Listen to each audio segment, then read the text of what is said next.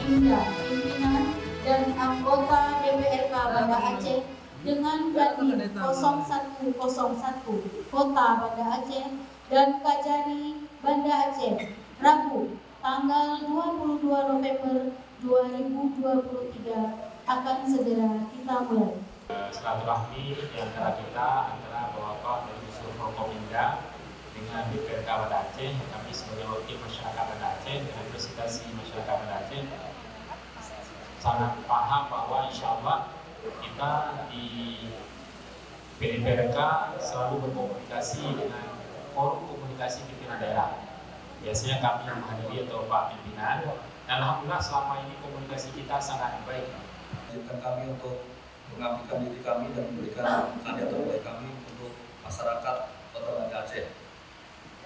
Saya Letnan Kolonel Konseni Widya Wijarko, Abiturian Akmil 2001. Kemudian ini adalah istri kami, dokter gigi spesialis Fajar Oktaviani. Saya yakin dan percaya apabila kita bersama-sama, saya yakin bisa selesai semua. Kemarin kami baru ikut rapat koordinasi untuk kegiatan dalam rangka HUT Gion tanggal 345, yaitu ada kegiatan pasar murah kalau tidak salah. Itu merupakan tantangan pertama saya. Kemudian saya juga minta arahan juga dari Bapak Kapolres, kemudian dari rekan-rekan Forkopimda. Kemudian dalam waktu dekat juga ada pemilu, pileg, pilpres maupun pilkada. Kemudian kegiatan PON juga yang membutuhkan konsentrasi kita bersama. Itu tidak akan mungkin sukses apabila kita tidak solid, tidak bergandengan tangan untuk bisa menjawab tantangan ini.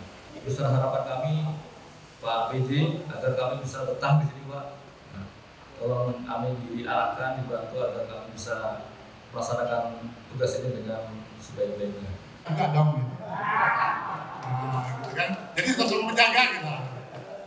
Mungkin bisa dimaknai dan dipahami lah. Syukur alhamdulillah gitu ya.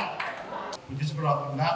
Dan saya punya kebanggaan ketika sampai di Jakarta bisa saya pertahankan dan saya paparkan di pemerintahan. Saya juga dianggap ada aja gitu. Wassalamualaikum.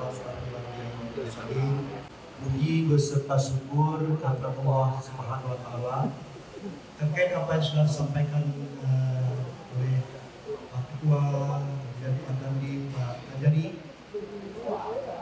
bahwa memang ini kebersamaan ini sangat penting. Saya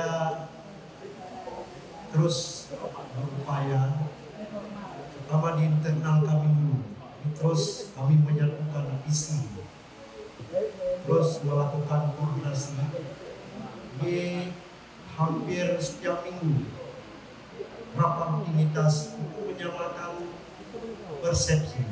Alhamdulillah nanti kita terus akan meningkatkan komunikasi yang baik, karena saya kira manfaatnya luar biasa.